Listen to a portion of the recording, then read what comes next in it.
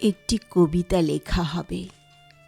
তার জন্য অপেক্ষার উত্তেজনা নিয়ে লক্ষ লক্ষ উন্মত্ত অধীর ব্যাকুল বিদ্রোহী শ্রোতা বসে আছে ভোর থেকে জনসমুদ্রের উদ্যান সৈকতে।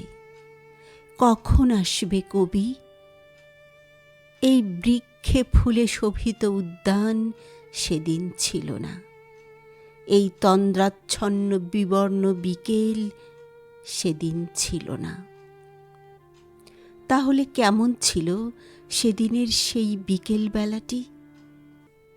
তাহলে কেমন ছিল শিশু পার্কে, বেঞ্চে, বৃক্ষে, ফুলের বাগানে ঢেকে দেয়া এই ঢাকার হৃদয় মাঠখানি?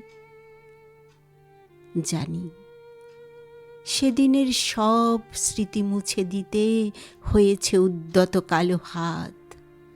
তাই দেখি কবিহীন এই বিমুখ প্রান্তরে আজ কবির বিরুদ্ধে কবি, মাঠের বিরুদ্ধে মাঠ, বিকেলের বিরুদ্ধে বিকেল, উদ্যানের বিরুদ্ধে উদ্যান, মার্চের বিরুদ্ধে মার্চ। হে অনাগত শিশু, হে আগামী দিনের কবি, শিশু পার্কের রঙিন দোলনায় দোল খেতে খেতে তুমি একদিন সব জানতে পারবে। আমি তোমাদের কথা ভেবে লিখে রেখে যাচ্ছি সেই শ্রেষ্ঠ বিকেলের গল্প। সেদিন এই উদ্যানের রূপ ছিল ভিন্নতর। না পার্ক, না ফুলের বাগান, এসবের কিছুই ছিল না। শুধু একখণ্ড অখণ্ড আকাশ যেরকম, সেরকম দিগন্ত প্লাবিত ধুধু মাঠ ছিল দুর্বাদলে ঢাকা, সবুজে সবুজময়। আমাদের স্বাধীনতা প্রিয় প্রাণের সবুজ এসে মিশেছিল এই ধুধু মাঠের সবুজে। কপালে কবজিতে লাল শালু বেঁধে এই মাঠে ছুটে এসেছিল কারখানা থেকে লোহার শ্রমিক। লাঙল জোয়াল কাঁধে এসেছিল ঝাঁক বেঁধে উলঙ্গ কৃষক। পুলিশের অস্ত্র কেড়ে নিয়ে এসেছিল প্রদীপ্ত যুবক।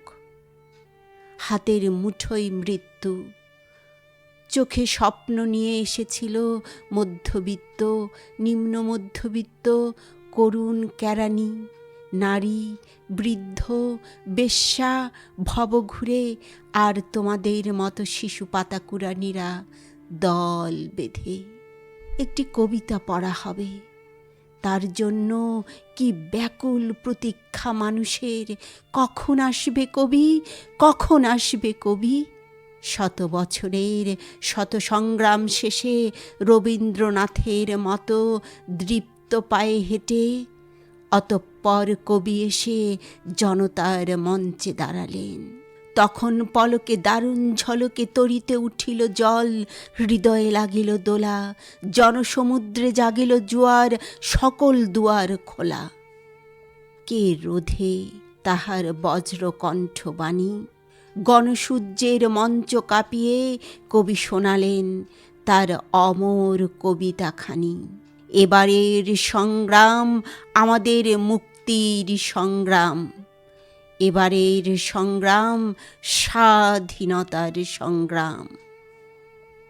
সেই থেকে স্বাধীনতা শব্দটি আমাদের।